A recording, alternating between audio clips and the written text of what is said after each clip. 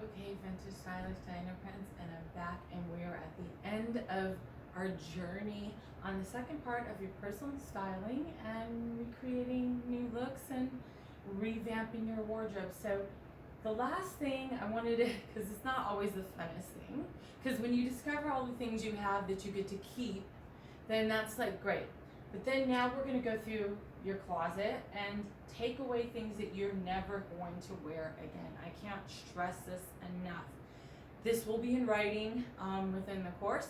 And I just want to say really honestly, there's so many things that can be done with all of the things that you have. And unless you're a collector, like I have so many vintage items. I'm not saying that's my excuse, because if you love something, you love it. But if you're not going to wear it, that's kind of like, you know, defeating the purpose at some point. It's just kind of like, well, it's just taking up space. And we're going to go into that later about how many of the things that you can do to make space and sell things or give them away to friends or donate them to charity.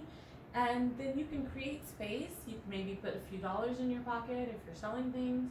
But it comes down to what you're trying to accomplish by revamping your closet and you're creating new looks. Because what are you trying to accomplish? Are you just building a new business wardrobe? Are you building a party time wardrobe? You know, I don't know. But I just know that there's always going to be things like, there's so many things right here that I collect that are vintage. And I treasure them. And so I can understand that. But there are other things, well, actually on this rack, no. But I have a lot of clothes that I feel that I need to do my own closet audit with, because, you know, it comes down to, okay, I'm not using these things aren't being used, they're taking up space. And so that's one of the things that's part of this step, and that's my final video for this step. Get rid of things that do not fit you now. If you're revamping your closet now for when you lose weight, I suggest waiting until that's what happens. If you want to gain weight, if you're buying clothes when you plan on getting breast enhancements or you plan on getting whatever, wait until you get those things done and then go through this entire process. Hire a stylist or go shopping and start to do all of these things after you've achieved that. I just don't see any point. I mean, if you really plan on it, and that's the other thing, I will go into this in another video, I have to say this.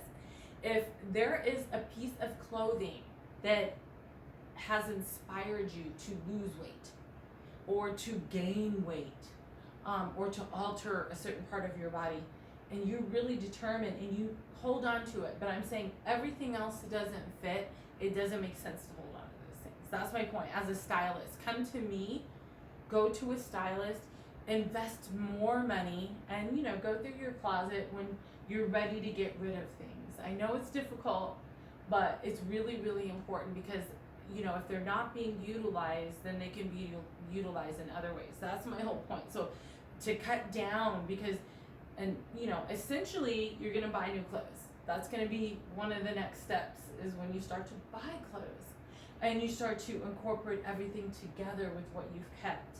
So it's really, really important that you are able to let go of a lot of items. And that concludes today. Your second step.